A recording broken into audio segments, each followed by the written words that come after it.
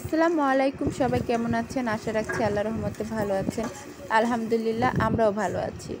আজকে একটু ঝটপট জাস্ট ডিম ভুনা করব। এর জন্য আমি প্রথমে ডিম নিয়েছিলাম।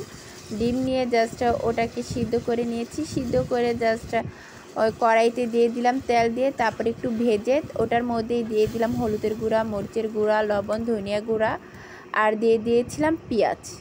তারপর দিয়ে দিয়েছিলাম কাঁচামরিচ। ওটাকে কতক্ষণ নাড়াচাড়া করে তারপর দিয়ে দিলাম একটু টমেটো দিয়েও নাড়াচাড়া করে তারপর দিয়ে দিলাম একটু ধনিয়া পাতা।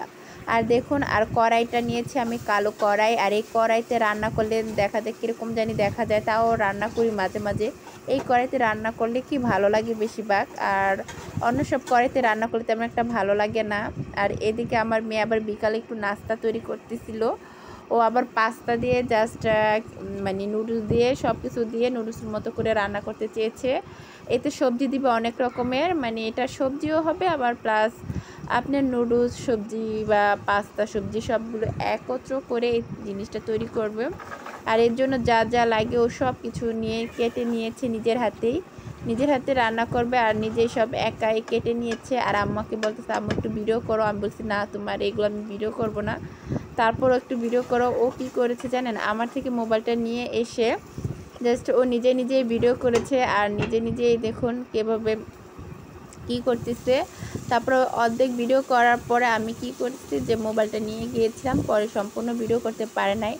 আর ওই যে দেখে আমি কীভাবে ভিডিও করি না করি ও প্রায় শিখে নিয়েছে। আর লাস্টে ফ্রিজে থাকা ছিল ফুলকপি। প্রথমে আলু দিয়ে দিয়েছিল আর এখন দিয়ে দিচ্ছে ফ্রিজে থাকা ফুলকপি। ওটাকেও ছোটো করে কেটে নিয়েছিল জাস্ট ওটা।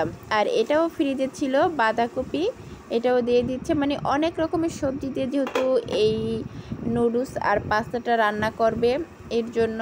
তারপরে তো এদিকে প্রায় ভাজা হয়ে গিয়েছে। তারপরে একটু পরে পানি দিয়ে দিবে, পানি দিয়ে নুডলসটা ছেড়ে দিবে। আর এদিকে আপনাদের ভাইয়া দেখুন ফল নিয়ে আসছে, আমি এগুলোতে তুলে রাখছি। আর বাসায় যেদিন ফল থাকে সে অনেক রকমের ফল নিয়ে আসছে, আর যেদিন আনবে না, বাসাও থাকবে না, সেও আনবে না। আর এদিকে যাই হোক, তারপরে এদিকে আবার স্ট্রবেরি নিয়ে আসছিলো। আমার ছেলে অনেক পছন্দ করে এটা খেতে। আর আমার মেয়েরা বলতেছে আম্মু এটা গাছ লাগাবো, তাই খাচ্ছে আর অর্ধেক ইয়ে করছে। আর এদিকে আমি একটু মানে মিষ্টি কুমড়া ফুল নিয়েছি, এটাকে চপ বানাবো এর জন্য। তাই প্রথমে মাঝখানের অংশটা ফেলে দিব আর এটাকে আমি ভালোভাবে ধুয়ে নিব।